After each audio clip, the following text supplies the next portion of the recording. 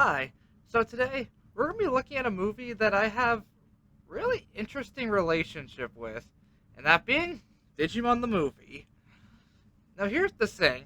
It all started back when I was a kid, obviously, where one day my mom came home with a VHS of the movie for mostly my brother since he was a bigger fan of Digimon than I was. And yeah, we didn't watch it. The cover was just so weird that we didn't really know what to make of it.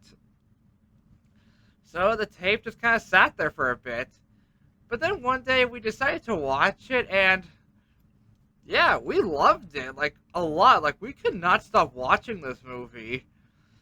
But then as time went on, we quickly realized that VCRs were just fading out of existence, so we needed a DVD copy. And luckily for us, our local DVD store still had a copy of the movie on DVD, despite the fact that the movie was already out of print. Nonetheless, we can more or less watch the movie everywhere we wanted to. But then as time went on, we quickly realized that this movie was getting harder to watch for people, at least legally, because most of the DVDs for Digimon at the time were just going out of print because all the season sets that had just come out have honestly went out of print and start going for high value for secondhand copies. And the only DVDs from back then that are still in print are the Digimon Try movies, which a lot of people even debate are even good films. But enough about the rambling, let's just get into the movie.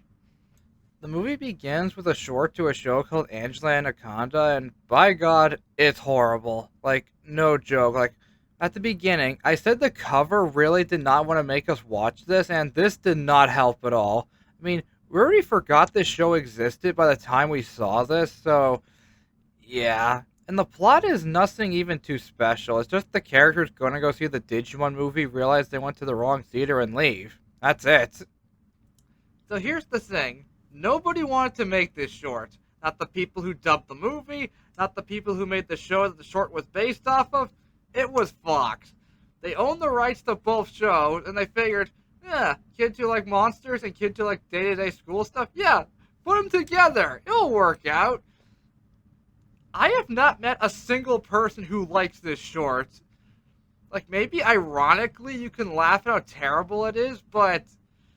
And there's even a messed up story about how this short caused the parents, or at least the kid's parents, to get divorced. Yeah, I've talked about this longer than I wanted to. Let's just get to the actual movie already. The movie begins proper this time, and it begins with a rap version of the show's theme song, and yes, they call it the Digi-Rap, and yeah, I think they only did this because Pokemon had a rap, so they figured, why not give Digimon one? Then we see two kids in the middle of two monsters fighting, as well as getting some narration by a girl named Kari who brings us back to the previous night to give us some context as to what's happening. It all started one night when she was looking at her computer, and all of a sudden it starts acting weird, and next thing they knew, her and her brother see an egg coming out of it. The next morning, we see Kari's older brother, his name is Tai, waking up thinking that what happened last night was nothing more than a dream, but then he sees his sister with the egg confirming that yes, it did happen. And while making breakfast, the egg starts moving on its own, where it then begins to hatch almost immediately, and when it does, it attacks Tai before retreating under the bed and starts blowing bubbles. Later, when it calms down, Kari starts feeding it, where they end up getting a phone call, which ends up being rather glitchy, and when Tai goes back, he sees that it actually got bigger and is now pink. Kari then gives it more food, this time cat food, which he actually seems to really like, to the point where it starts kissing them while the song Rockefeller Skank by Fatboy Slim starts playing. Yeah, so just a heads up, there are a lot of songs from the late 90s and early 2000s in this movie, and I encourage you to look up the soundtrack. You might be surprised to see what's actually on it. Anyways, after getting beat up by the cat who just wanted his food back, we cut to later in the day where we see that the thing can actually talk and that his name is Koromon. Then we get a cute moment where Kari tries to tell him their names and he kind of gets it right. My name is Kari. Kari. And this is my brother. His name is Tai. Tai. Hi, Kari, Tai. Never mind. Later that night, we start seeing an electrical anomaly which causes Koromon to digivolve, but before that happens, he looks like he's having a seizure and kind of unsettling. Nonetheless, he changes into a big yellow dinosaur. Okay, so this isn't out of nowhere. Like, it was foreshadowed earlier in the film, like when the phone was glitching out was the first time he actually changed his form. And this is called digivolving. So whenever a creature changes its form, I will refer to it as digivolving. Just a heads up. Kari then hitches a ride on the yellow dinosaur, his name is Agumon by the way, and right as he jumps out and smashes into a car, Tai of course gives chase after them, leading to a really funny bit where they almost get hit by a truck. Did you see that? No, I was sleeping. But you're driving! Agumon then tries to shoot the truck with a fireball but just misses, hitting a phone booth, and it's here where Kari starts to get scared of him. And right as he almost blows up a bus full of people, he gets distracted by helicopters. We then get another electrical anomaly, and it's not because Agumon's about to digivolve, this time it's because another Digimon shows up. This time a giant bird, which Agumon then starts shooting at, but it doesn't work. So in response, he shoots lightning at him, causing the bridge to collapse on top of him. But then, luckily for them, another anomaly hits and Agumon ends up digivolving. And unlike last time, he actually tells Tai his name. I'm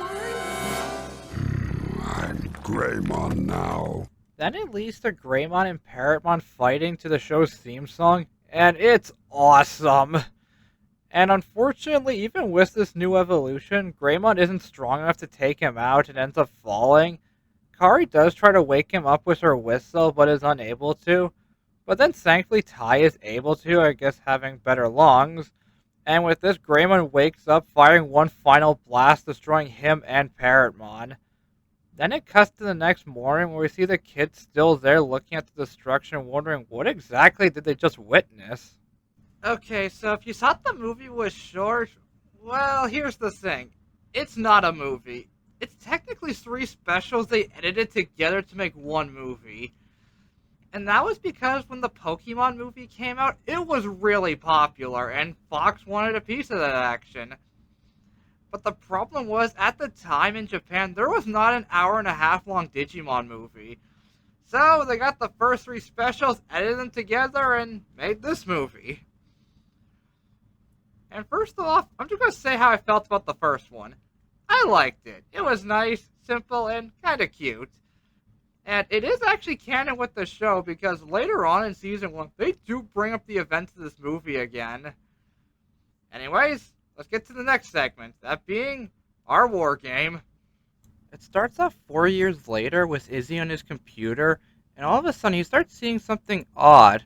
And not just him, everybody on a computer is seeing it. And what is it exactly? Well, it's a Digi-Egg, and it gets hit by a virus, causing it to hatch. Then it cuts to Tai trying to send an email to a girl named Sora, who was another character from the show. It unfortunately doesn't go through. Then it cuts to a montage of all the other characters from Season 1, while the song 1 Week by Bare Naked Lady starts playing. Also, another heads up about this part of the movie, it takes place after Season 1. Then we see Izzy at Tai's apartment trying to explain the situation, but since he's exhausted, we get a pretty funny misunderstanding. Well, it's about the egg. Huh? The egg is already hatched. Oh. Oh, not that egg. Oh. A digi-egg. After getting Tai up to speed, he then tells him he can't exactly determine what kind of Digimon it is. Then out of nowhere, it digivolves and starts eating computer data, and this causes some computers to malfunction. So far, it's mostly restricted to grocery stores. So then they decide to go to a better computer to hopefully monitor it better. But when they check up on him, they see that he already digivolved again, and this time he announces himself as Caramon. But unfortunately for them, they don't have their Digimon with them to fight, and right as Tai says this, they get a video call from Genai along with Agumon and Tentomon and the rest of the Digimon, and they say they are ready to fight, and as Genai emails Agumon and Tentomon to the internet, Tai does try to get a hold of everyone else, but unfortunately, they're all busy and Sora is mad at him, so right now it's just Tai and Izzy to deal with this. And when they send their Digimon in to fight, they attack him a couple times, and when they do, he's still standing, So in response, they digivolve to champion level, and when they do, Garamon does the same, and as he digivolves to Infomon and fight, it doesn't take long for them to realize that he's surprisingly stronger than he should be. And with this, Izzy figures out they actually skipped champion and went right to ultimate. Okay, so if you're having a hard time following what I'm saying, in Digimon there actually are names for all the different levels each Digimon has. So I'm going to briefly explain them to you. First off, there's the baby form, which is pretty self-explanatory. Then there's the entraining form, where the Digimon learns how to speak. Then there's the rookie level, where they learn how to fight. And then champion is just, yeah, they just keep getting stronger. Then there's champion, then there's ultimate, then there's mega. And then there are levels beyond that, but the names are kind of all over the place. And then there's another thing called Armor Digivolving, which, yeah, the show and even the movies never made clear what that was. Is it champion, ultimate, somewhere in between? Yeah, the show was not clear on that at all. And later in this movie, they are going to introduce another evolution called DNA Digivolving, which involves two Digimon coming together. Sorry for spoilers, but you'll know what it is when you see it. So in response, they start Digivolving again, and right as they do so, Infomon attacks them, practically beating them before they can even do anything. Okay, I'll give him credit. You don't see many villains actually attack someone while they're in the middle of transforming, or in this case, Digivolving, so yeah, Infomon has my respect for actually being smart enough to try that. Then after this, they start getting emails from people who are seeing the fight, and they get one from Infomon, which is just him saying hello over and over again. And Izzy pinpoints that he's at the phone company, and if he messes that up, they'll lose their connection to the internet. Which then leads into Tai trying to warn everybody, but since the phone lines are dead, he kind of just gets yelled at. All circuits are still busy. Don't tell me. Didn't you hear me? But It's busy. I'm sorry, lady. Then out of the blue, they get a phone call from Infomon asking if they're the ones who programmed him. And not just them, he's calling everybody asking the same question. I'll elaborate on this more later. And as this happens, they lose their internet connection. So Izzy runs off to hopefully find something that can get them back online. And while Tai watches the news, he finds out that voicemail is still active.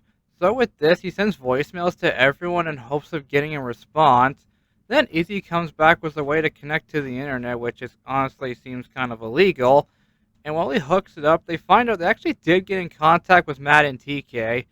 And despite having their Digivices with them, they're out in the boonies in the year 2000, so they have to go look for a computer. And right as Izzy gets back online, we then get a montage of Infomon taking over computers at an airport in the United States. And once that's done, we then see Matt and TK do eventually find a computer.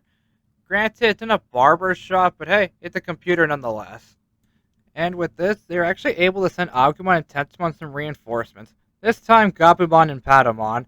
And when they go in to fight, they don't hold back. Agumon and Gabumon literally digivolve to their mega levels and actually do some real damage to him. And with this, he retaliates with the data he stole and digivolves to his mega stage.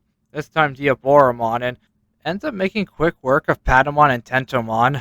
And it's around here where Izzy literally gets diarrhea at the worst possible moment, and as he leaves, Tai gets frustrated and accidentally hits the computer, causing it to blue screen. And when Izzy gets back and is able to reboot it, they see that their Digimon got really messed up in the fight.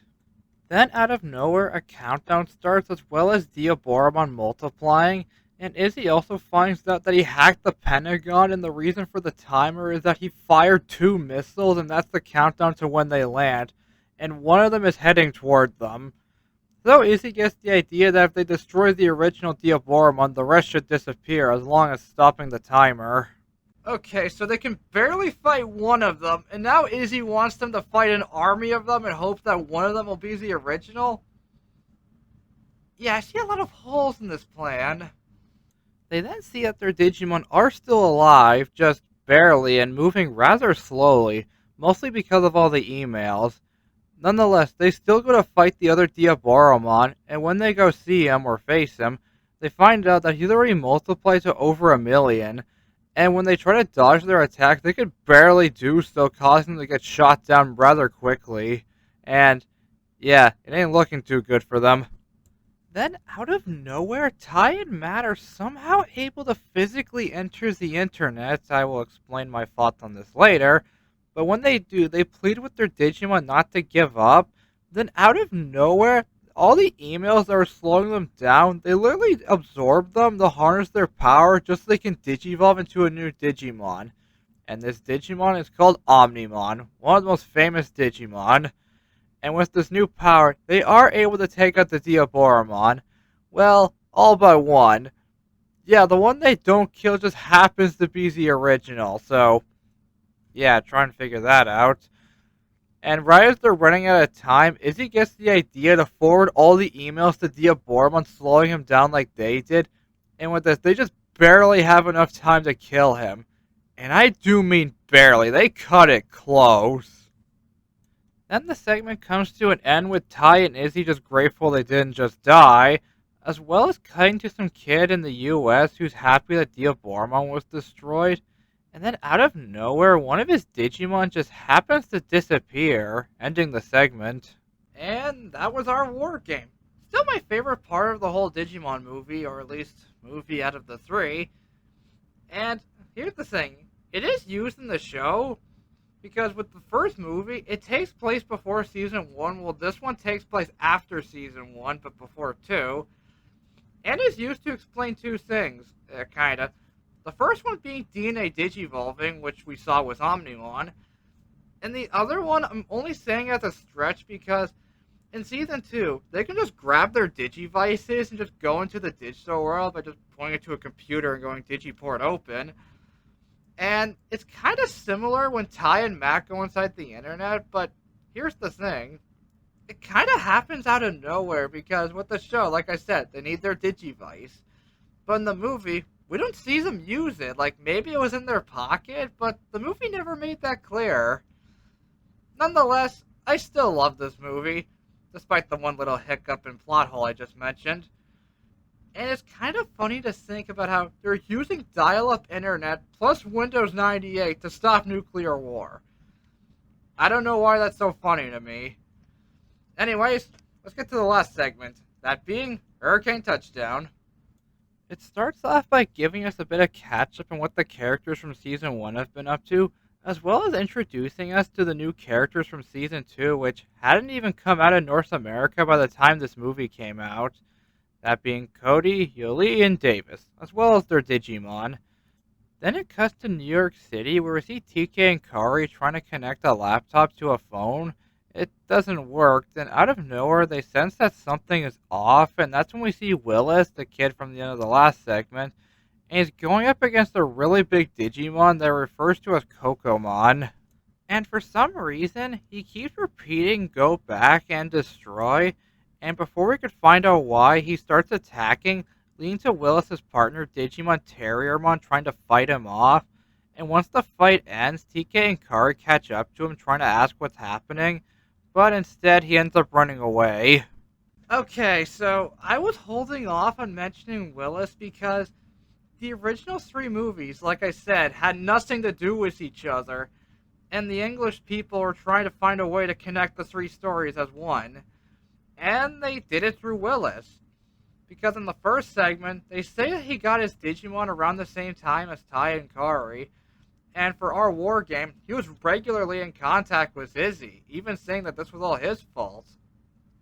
And remember, he did say in the flashback that he got two Digimon instead of one, so seeing him with one here honestly adds mystery to the segment, so let's just keep watching and see where this goes. Patamon then tries to fly close to him to figure out what's going on, and he overhears that he's going to Colorado, so Tika and Kari decide to hitch a train there, as well as telling Davis and the others to meet him there, despite the fact they're currently in Japan. Then it cuts back to Willis and Terriermon, where Willis explains that he interprets Kokomon saying go back as go back to where it all started, as well as explaining that he doesn't want anyone to help them because anyone that gets close to them, Kokomon mysteriously makes disappear. And this is proven later or immediately when it cuts back to TK and Kari on the train where Kokomon does try to stop them, but thankfully their Digivice repels him away. However, everyone on the train is now just gone, as well as the train stopping, halting their progress. Then it cuts to all the other characters trying to make their way to Colorado through conveniently placed family travel agencies. Okay, so fun fact, in the Japanese version, they were literally hitchhiking with random strangers all the way there. So in the English version, they changed it just to hopefully keep kids from doing it. But then it just shows Davis hitching a ride with a random trucker anyways, which makes me wonder why they even bothered to change it in the first place. Nonetheless, when they get on the truck, they do end up meeting with Willis. After their next stop, they quickly get acquainted, as well as calling for a pizza to use as a makeshift taxi.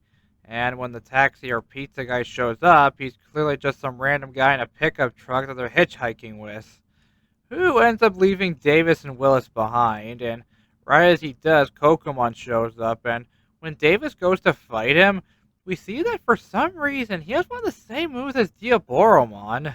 Cable Crusher. Cable Crusher. And when Vmon and Davis don't do so well against him, Terriermon digivolves and jumps into the fight, and actually fares much better to the point where Kokomon retreats, while still saying go back.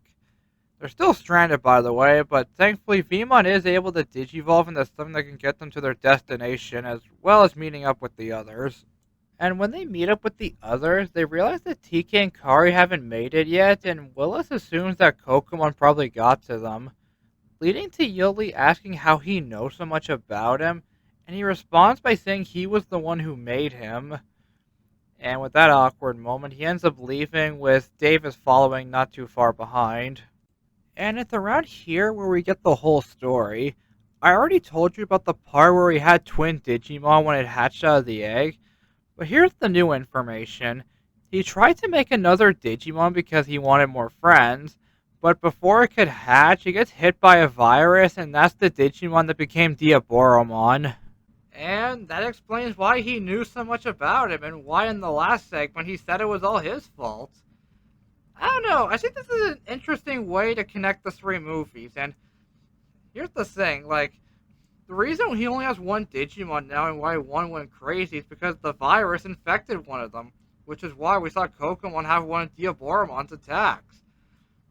I like this because in the original Japanese version, his Digimon just disappears without explanation, then just comes back years later for revenge, so adding the detail that he was the one who caused all this makes sense as to why he would want to deal with this on his own. I don't know, that's just something interesting to think about when comparing this to the original. Anyways, after a hilariously botched emotional moment... That's the saddest story I ever heard. I'm the one with the problem, not you. Get over it. Okay. That was fast.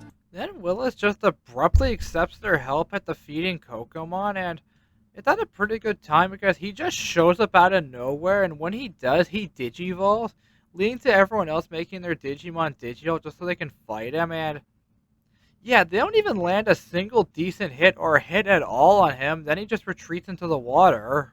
Then after all the colors change, he comes back in his Mega form, making him even more powerful, and even forcing all the other characters to have their Digimon in their rookie levels.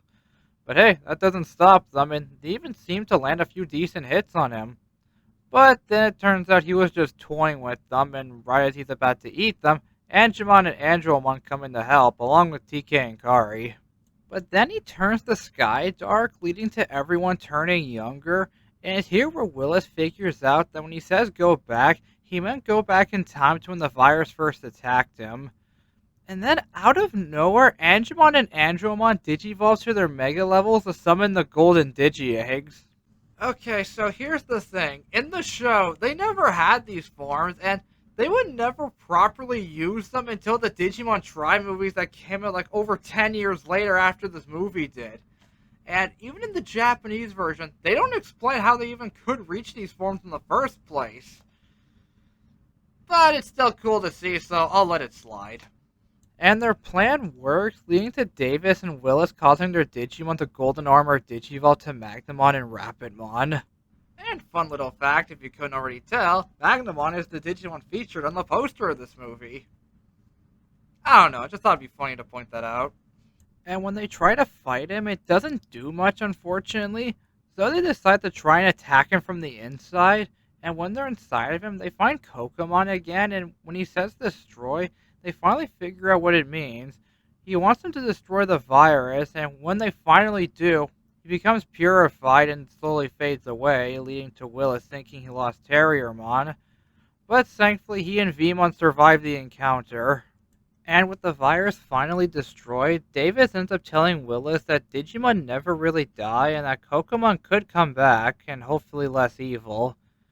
Then the movie comes to an end with everyone saying their goodbyes in New York, along with Willis reuniting with Kokomon, who is for some reason dancing to All Star by Smash Mouth. And just so you know, this movie came out a year before Shrek did. Nonetheless, that was Hurricane Touchdown. Still definitely the weakest of the three specials, but I still liked it. And here's a fun little fact for everyone who grew up with the English version. With the first two segments, they were mostly left intact from their original Japanese versions, but Hurricane Touchdown was really cut down. Like, you wanna know how much? Okay, well here it's like, I don't know, like 25 minutes. The original was like a full hour, and when I saw it for the first time, not legally, I might add, it honestly felt like watching a new Digimon movie for the very first time with how much was cut out and removed. And those were more or less my thoughts on Digimon the movie. And yes, it is kind of a time capsule of the late 90s and early 2000s, kind of like how Space Jam is just a time capsule of the 90s itself. And this movie, as well, is kind of an anomaly. Mostly because they took 3 movies from the same franchise, none of which had anything to do with each other, I might add, and somehow write a story that can be seen as believable. Seriously, when was the last time you saw a movie that did that? I mean, yeah, we have compilation movies for anime where they just recap certain story points, but these were 3 separate stories that had nothing to do with each other. And the closest thing that comes to mind is probably the anime Robotech, where they just got 3 random anime and put them together as one show. And here's another thing. This movie has never once been put on streaming. Like, I do remember a brief time where Netflix did have the first 3 seasons of Digimon, but not the movie. And when Disney bought Fox, I was kind of hoping they would put the movie on Disney Plus, kind of like how they put the Power Ranger movies on Disney Plus, but it didn't happen. And I think I remember reading a story where someone on Crunchyroll did try to get the movie on there, but Disney was asking for too much money. So, for the longest time, the only way to legally watch this movie was to get your hands on a VHS tape or a DVD, but these came out 20 years ago and have not been in print since. But we have had some good news in recent years, because a company called Discotek did release the show on Blu-ray, as well as the Japanese versions. Okay, at the time of me making my video, the Season 2 Japanese Blu-ray hasn't come out yet, and through some miracle, they got through all the legal problems and made this. And if you follow my community tab, and judging by how little likes those get, I doubt you have, they made this. Yep. After all this time, the movie is now finally back in print on physical media, and it's awesome. And if you were watching my video, you can tell I was not using footage from this Blu-ray. I was using it from the original DVD, and that's because I want people to experience this for themselves, because it's not just the English movie. Because on the cover it says Digimon the Movies, meaning that it actually has the original 3 movies that were made to make this movie. And here's another thing which is honestly really cool. They got back the original surviving voice actors and redubbed these 3 movies to be more faithful to the originals. And granted, some voices are pretty good, others not so much, so it's more of a fun novelty, if anything, but it's just cool to hear them again doing Digimon, and trust me when I say, if you want to watch this movie, I highly recommend the Blu-ray because it's cheaper and... Okay, not really cheaper. Like, it depends on where you find these secondhand because some places sell these tape and DVD for a really high price. Despite all that, I just want to ask, do you have this Blu-ray? And if you do, what do you think? Do you like the new dub? Or do you prefer the original? Because, well, they're both on here. Nonetheless, I want this Blu-ray to sell well because if we're lucky, we might get a Digimon Movies collection too. And some of the later movies are practically impossible to find legally, let alone the English versions, if at all.